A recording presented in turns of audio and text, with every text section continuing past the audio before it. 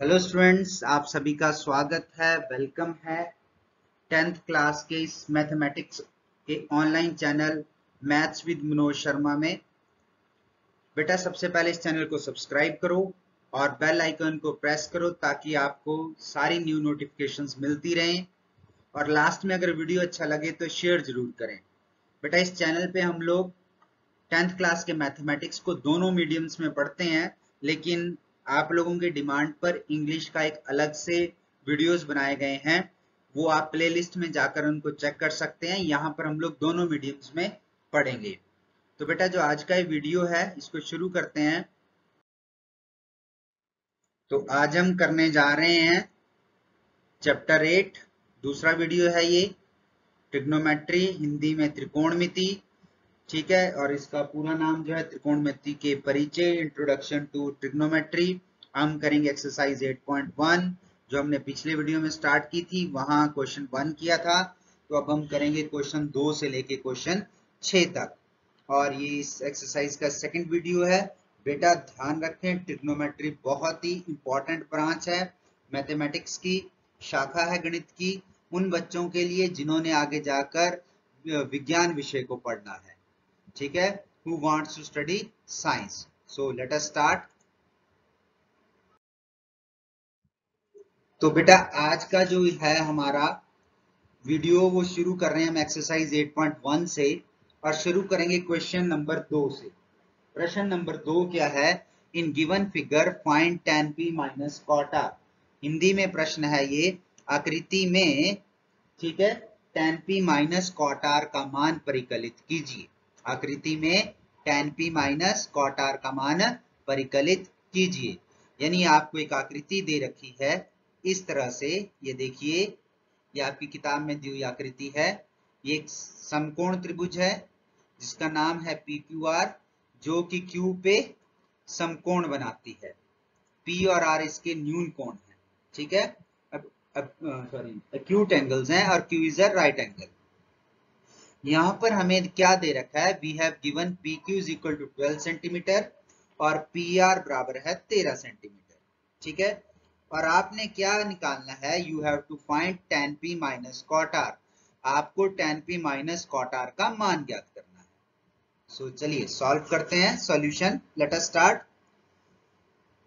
Triangle PQR is right angled at Q। लिख लीजिए साथ के साथ, त्रिभुज PQR P पर समकोण है, जैसा कि चित्र से प्रतीत होता है। ओके, लिख लिया। अब आपको पता है, आपने 6th चैप्टर में भी किया था कि समकोण त्रिभुज में in right angle triangle we use Pythagoras theorem. हम पाइथागोरस प्रमेय का उपयोग करते हैं। तो लिख दीजिए, यूजिंग पाइथागोरस थ्योरम। हिंदी वाले लिखेंगे पाइथागोरस प्रमेय का उपयोग करने पर। ओके स्टूडेंट्स, लिख दिया। तो पाइथागोरस प्रमेय से क्या होगा? राइट एंगल में अगर हमें दो साइड्स दे रखी हैं राइट एंगल ट्रायंगल समकोण त्रिभुज में, तो हम तीसरी भुजा ज्ञात कर सकते हैं। तो आपको यहाँ पर पता ही होगा, ये आपका लंब है, ये कर्ण है, और QR आपका आधार। तो क्या है पाइथागोरस प्रमेय? हाइपोटेन्यूज यानी कर्ण का वर्ग बराबर है बेस, हिंदी वाले लिखेंगे आधार का वर्ग, प्लस इंग्लिश वाले परपेंडिकुलर, और हिंदी वाले लिखेंगे लंब का वर्ग। ओके, इंग्लिश मीडियम वाले इंग्लिश में लिख लेंगे और हिंदी वाले हिंदी में। तो ये है हमारी पाइथागोरस थ्योरम। अब यहां से इनके मान लिख देते हैं। यहाँ पर चित्र के अनुसार देखिए, हाइपोटेन्यूज यानी कर्ण क्या है आपका PR, तो यहाँ हो जाएगा PR square is equal to base यानी आधार क्या है QR, तो ये होगा QR स्क्वायर, प्लस परपेंडिकुलर यानी लंब है आपका PQ स्क्वायर। अब इनके मान भर दीजिए। तो PR यानी 13, लंब है 13, 13 स्क्वायर 13 वर्ग बराबर है QR स्क्वायर जो हमें नहीं पता है, प्लस PQ यानी 12 स्क्वायर 12 का वर्ग। हल करने पर क्या आ गया? 13 स्क्वायर 169 यानी 169 बराबर है QR स्क्वायर, प्लस 12 का वर्ग होता है 144 यानी 144।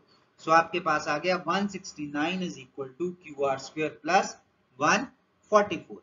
ओके स्टूडेंट्स, आगे चलते हैं। अब इसे हल कीजिए। तो बेटा इसको हल करने पर हम क्या पाते हैं? We get 169 minus 144। ये 144 कैसे आया, यहां पर जो था इस तरफ, ये राइट हैंड साइड से लेफ्ट हैंड साइड पर चला गया और नेगेटिव हो गया। सो आ गया 169 माइनस 144 बराबर है क्यू आर स्क्वायर। फिर हल किया तो हमारे पास आ गया 25 is equal to Q R square. Now you know that 25 is a square root of 5। आपको पता है कि 25 5 का वर्ग है, तो इसे हम लिख सकते हैं 5 का वर्ग बराबर है क्यू आर स्क्वायर। इसका मतलब this means Q R is equal to 5, कि क्यू आर बराबर है 5। तो यहां हमने लिख दिया 5।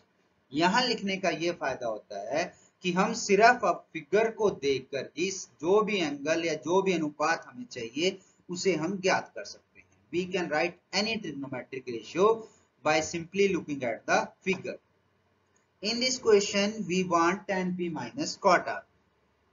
इस प्रश्न में हमें क्या चाहिए, tan p minus cot r का मान। तो tan p, अब ये देखिए यहां पर ध्यान दीजिए, यहां पर दो अलग अलग बेस एंगल यानी आधार कोण है।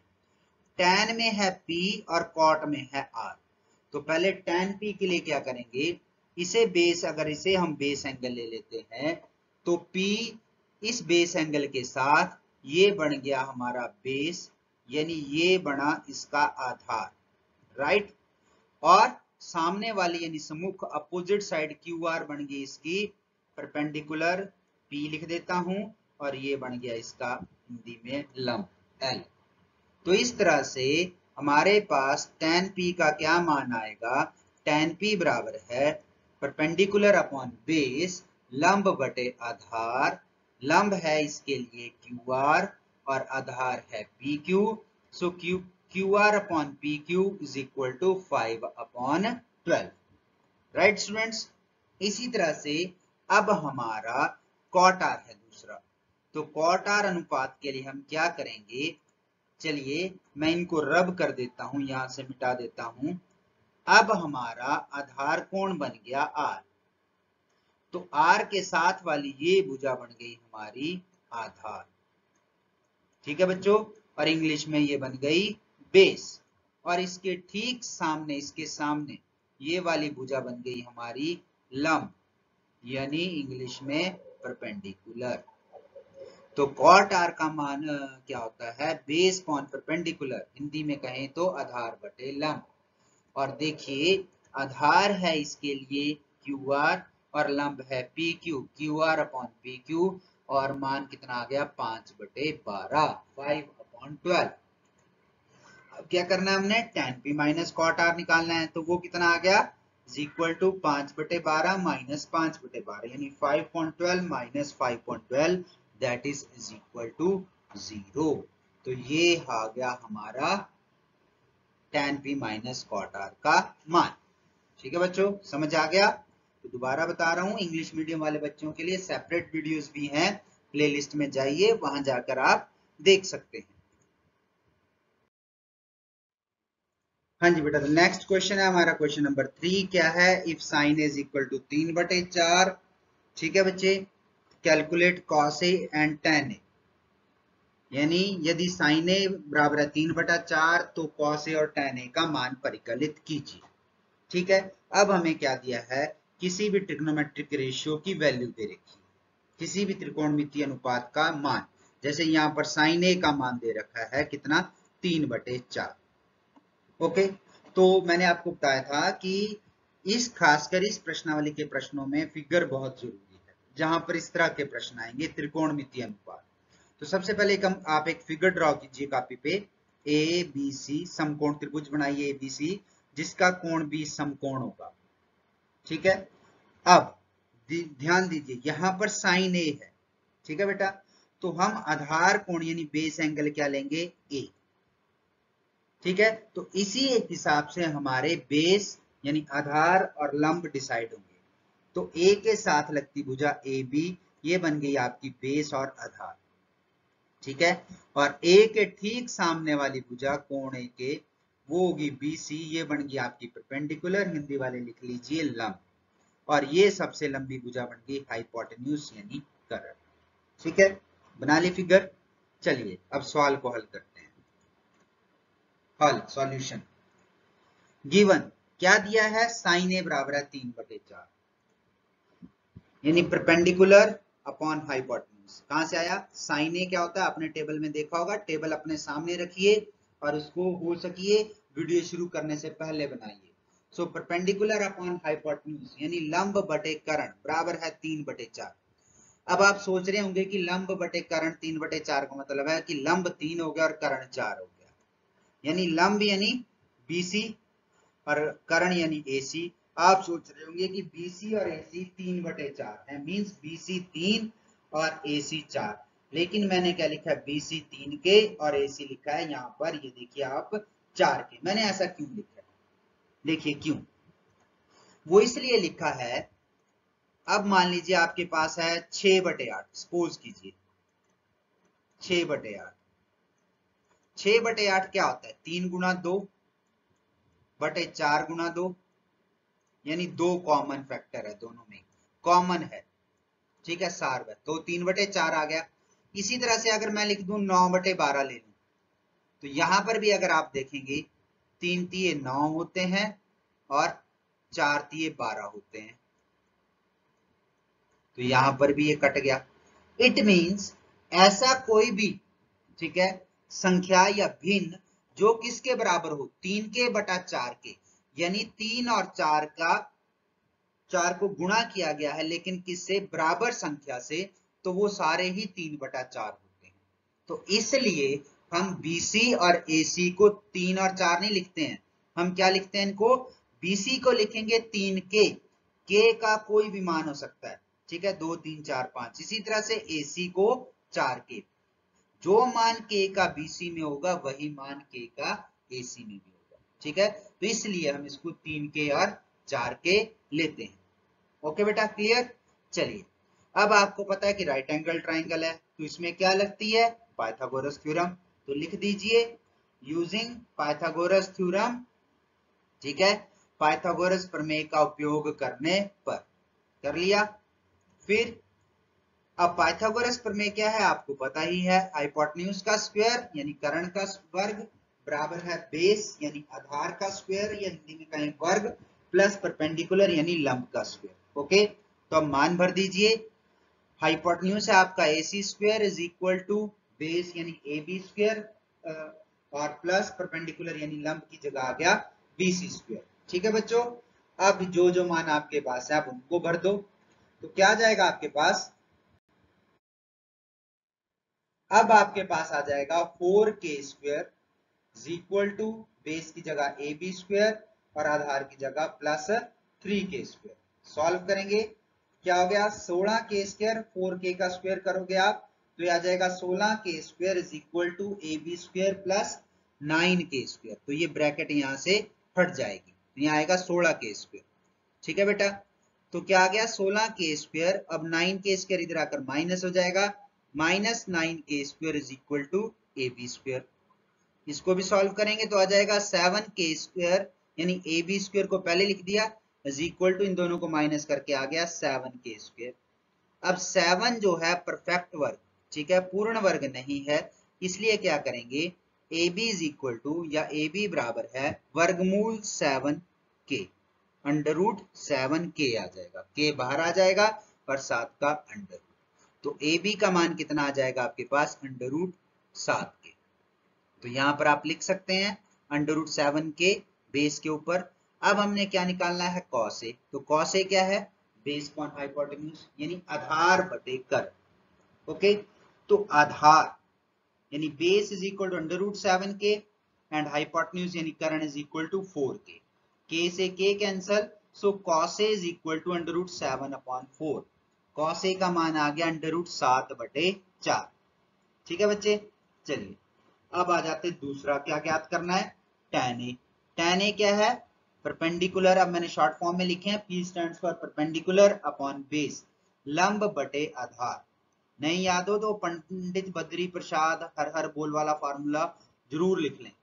ठीक है, तो ये आ गया 3k upon under root 7k, k से k कट गया और ये आ गया 3 अपॉन अंडर रूट 7, 3/√7। हिंदी वाले लिखेंगे लाओ आम लाओ कच्चे कच्चे आम, वहां से सब आ जाते हैं। ठीक है बेटा, तो ये था हमारा question number 3।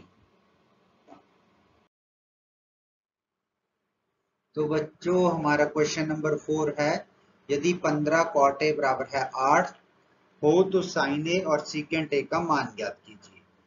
Given 15 cot a is equal to 8, calculate sine A and secant A. ये बिल्कुल वैसा ही क्वेश्चन है बेटा जैसे पहला क्वेश्चन था, बस थोड़ा सा इसमें यहाँ पर 15 cot a लिखा है, ये भी चेंज हो जाएगा, वैसे ही देखते हैं। सो फर्स्ट ऑफ ऑल एक ट्राइंगल बनाइए, राइट एंगल ट्राइंगल, समकोण त्रिभुज, इस तरह से ए बी सी, क्योंकि यहाँ पर भी जो आधार कोण है वो ए ही दिया गया है, कॉट ए। तो आधार कोण क्या हो जाएगा, ये वाला ए हमारा आधार कोण हो जाएगा। तो ए बी हमारा बेस बन गया, बीसी हमारा परपेंडिकुलर यानी लंब, और ए सी हाइपोटेन्यूज यानी कर्ण। ठीक है, अब चलिए हल करते हैं इसको। हमें क्या दिया गया है, लिखिए गिवन दिया है 15 कॉट ए बराबर है 8, तो यहां से कॉट ए बराबर है 8/15, cot A is equal to 8/15, ये हमारा ट्रिग्नोमेट्रिक रेशियो हो गया। ठीक है, तो कॉट ए क्या होता है, बेस अपॉन परपेंडिकुलर, आधार बटे लंब। तो यहां से अगर हम आधार लें तो आधार आ गया हमारे पास ए बी, और लंब है यानी perpendicular B C, is equal to 8/15। तो इस तरह से क्या आ जाएगा आपके पास, ए बी को हम क्या लिखेंगे, A B will be 8k, और बी सी कितना हो जाएगा 15k। ठीक है, ये तो अब आपको पता लग गया होगा कि क्यों लेते हैं के। तो यूजिंग पाइथागोरस थ्योरम, पाइथागोरस प्रमेय का उपयोग करने पर, राइट एंगल ट्राइंगल है तो पाइथागोरस प्रमेय करेंगे, बस एक ही तरीका है इस एक्सरसाइज में बेटा। ठीक है, तो फिर पाइथागोरस थ्योरम क्या है, हाइपोटेन्यूज यानी कर्ण का वर्ग बराबर है बेस यानी आधार का वर्ग जमा परपेंडिकुलर यानी लंब का वर्ग। तो हाइपोटेन्यूज है हमारा A C square is equal to base यानी आधार ए बी का वर्ग जमा परपेंडिकुलर यानी लंब B C square B C का वर्ग। ठीक है बच्चों, तो ये आ गया। अब अगले स्टेप में हम लोग क्या करेंगे, इनकी वैल्यूज भर देंगे। तो चलिए भरते हैं। ए C square is equal to ए सी हमें पता नहीं है, बेस दिया 8k square plus 15k square. ठीक है, सॉल्व करेंगे तो क्या हो जाएगा, ए सी स्क्वायर बराबर है 8k का वर्ग हो गया 64k स्क्वायर, इसी तरह से यहां से इसका स्क्वायर यानी वर्ग हो गया 225, 225k स्क्वायर। अब इसे सॉल्व करेंगे तो ये हो गया A C square is equal to 289k square. अब 289 जो है एक परफेक्ट स्क्वायर है, पूर्ण वर्ग है, तो हम इसे क्या लिखेंगे, किसका वर्ग है, 17 का। तो क्या आ जाएगा, ए C square is equal to 17 के होल स्क्वायर, 17 के पूरे का वर्ग। ठीक है, तो ए सी आ गया हमारे पास 17 के। तो इस तरह से हमारे पास यहाँ पर ये जो हाइपोटेन्यूज है, यहाँ पर आप इसको लिख दीजिए 17 के। ठीक है बेटा, लिख दीजिए यहाँ पे 17 क्या आ जाएगा आपके पास, 17k। राइट, तो अब यहाँ से आप कोई भी एंगल फाइंड आउट कर सकते हैं। तो हमने क्या फाइंड आउट करना है, साइन ए। तो साइन ए क्या होता है, परपेंडिकुलर अपॉन हाइपोटेन्यूज यानी लंब बटे कर्ण। लंब क्या है 15k बटे 17k, तो k से k कैंसिल, तो sine A is equal to 15/17 यानी 15/17। इसी तरह से दूसरा कोण जो ज्ञात करना है वो है सीकेंट ए। सीकेंट ए क्या होता है, हाइपोटेन्यूज यानी h अपॉन बेस, हिंदी में कहें कर्ण अपॉन आधार। और कर्ण का मान क्या है, 17k बटे आधार है 8k, फिर k से k कट जाएगा, सो यू गॉट 17/8, आपके पास आएगा 17/8। तो ये है सीकेंट ए। ठीक है बच्चों, चलिए हो गया क्वेश्चन। नेक्स्ट क्वेश्चन करते हैं। अगला जो प्रश्न है, तो बेटा हमारा अगला क्वेश्चन यानी क्वेश्चन नंबर 5 है, यदि सीकेंट थीटा बराबर हो 13/12 हो तो अन्य सभी त्रिकोणमितीय अनुपात परिकलित कीजिए। In English question is given secant theta is equal to 13/12, calculate all other trigonometric ratios. अब आपको एक रेशियो दे रखा है secant थीटा, आपने उसका उपयोग करके, उसका यूज करके सारे ट्रिग्नोमेट्रिक रेशियोज फाइंड आउट करने हैं। तो first of all you should make a triangle. पहले आप एक ट्राइंगल बना लीजिए, राइट एंगल ट्राइंगल, इस तरह से ए बी सी। ठीक है बेटा, तो यहाँ पर भी जो बात हो रही है, अब यहाँ पर एक नई चीज आ रही, यहाँ पर एंगल को ए की जगह थीटा दे दिया। तो थीटा क्या है? Theta is a Greek letter, Greek alphabet है बेटा ये।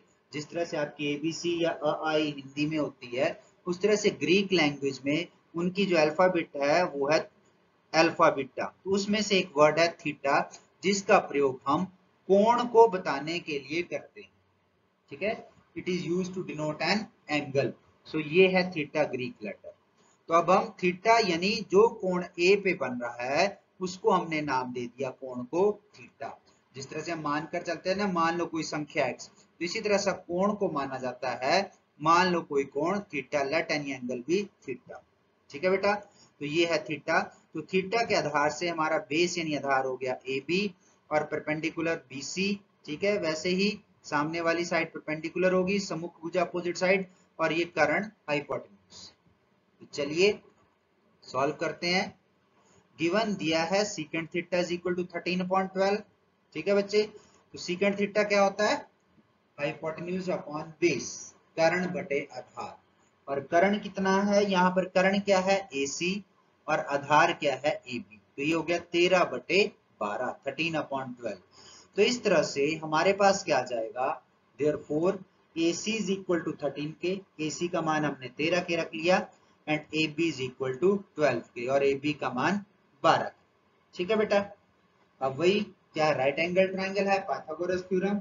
ठीक है, तो क्या जाएगा? यूजिंग पाइथागोरस थ्योरम, पाइथागोरस प्रमेय का उपयोग करने पर हाइपोटेन्यूज क्या है? पाइथागोरस थ्योरम अब आपको पता ही होगा कि हाइपोटेन्यूज यानी कर्ण का वर्ग बराबर है इज इक्वल टू बेस यानी आधार स्क्वायर वर्ग जमा परपेंडिकुलर स्क्वायर, या हिंदी में कहें तो लंब वर्ग।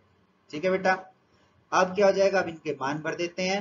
हाइपोटेन्यूज यानी AC square is equal to base यानी AB स्क्वायर प्लस परपेंडिकुलर यानी BC स्क्वायर। अब वैल्यूज पुट कर देते हैं। AC है 13 के होल स्क्वायर, और AB दे रखा है इज इक्वल टू 12 के स्क्वायर प्लस BC स्क्वायर। और फिर सॉल्व करेंगे तो आपके पास क्या आ जाएगा बेटा? 13 के स्क्वायर इज इक्वल टू 12 के स्क्वायर जमा BC स्क्वायर, ये है, इसको हल कर लीजिए। तो ये तो चेंज हो जाएगा 169 के स्क्वायर, 169 के स्क्वायर बराबर है, और ये इसका क्या आ जाएगा? 144 k square plus BC square. ठीक है बेटा, अब 144 k square left hand side पे चला जाएगा, बाएं पक्ष में, उधर जाकर ये माइनस हो जाएगा ये। तो 169 के square minus 144 k square is equal to BC square. ठीक है बच्चों, तो चलिए अब इसको सॉल्व कर देते हैं।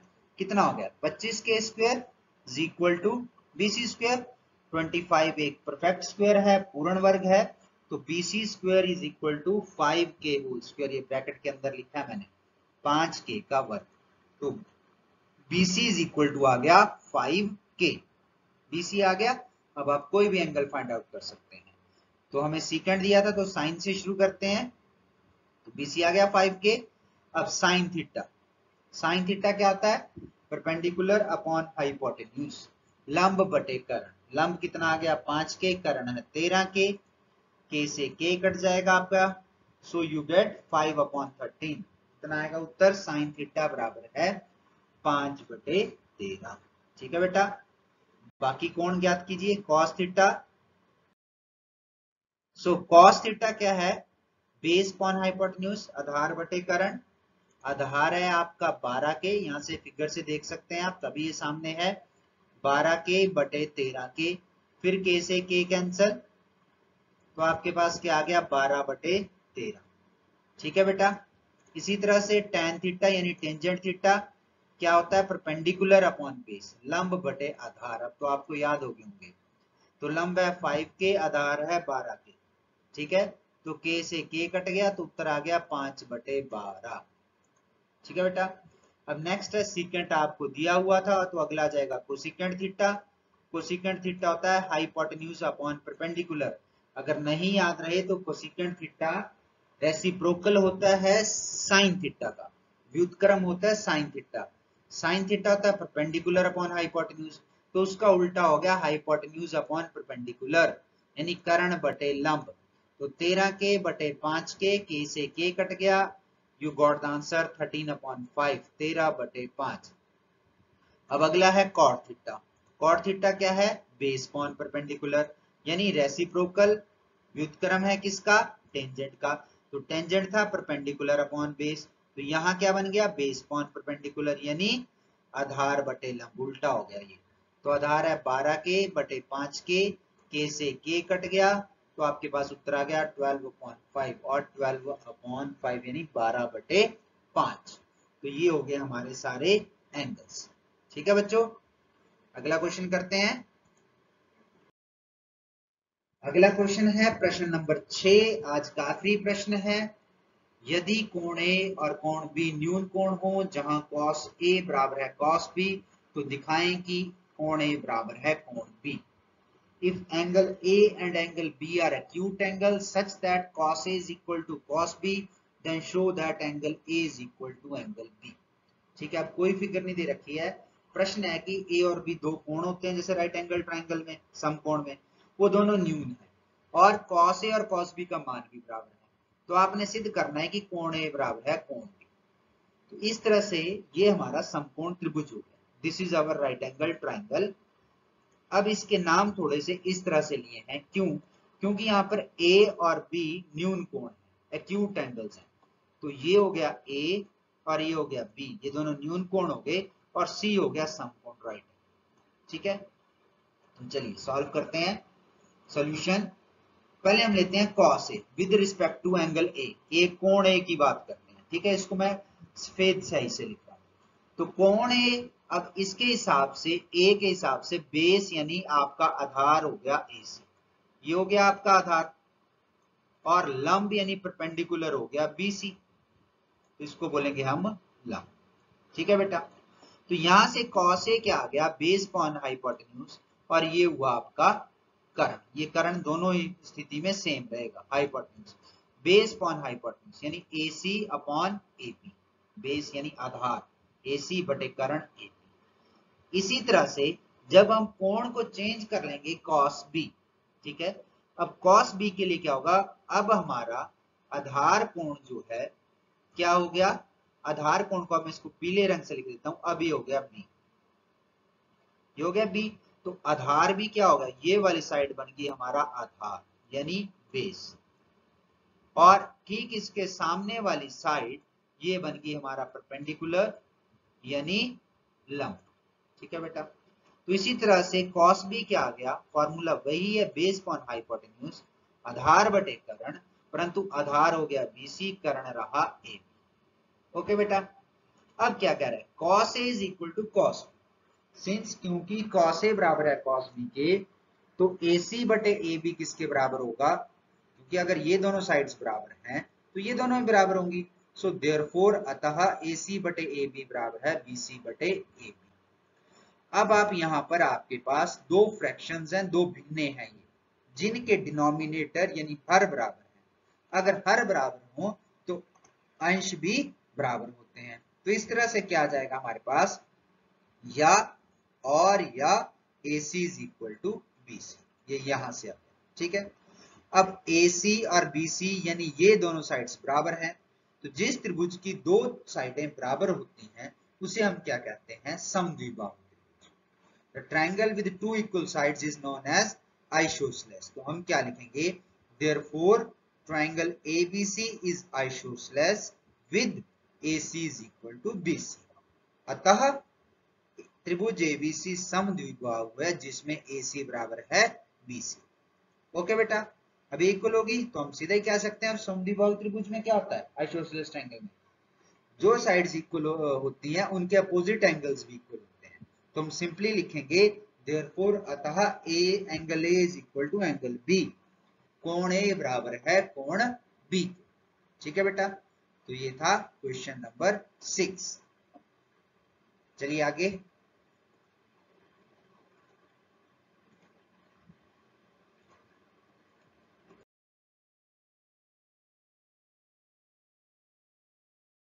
सो बेटा थैंक यू, उम्मीद करता हूं कि आप लोगों को समझ आ गया होगा, और आप देख रहे थे maths with Manoj Sharma.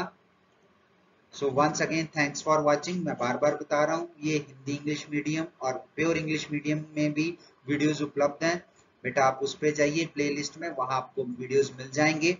Once again thanks for watching. अगर वीडियो अच्छा लगे तो शेयर जरूर करें, लाइक बटन प्रेस करें और चैनल को सब्सक्राइब कर लें और बेल आइकॉन को प्रेस करें ताकि आपको सारी नई नोटिफिकेशंस मिलती रहे।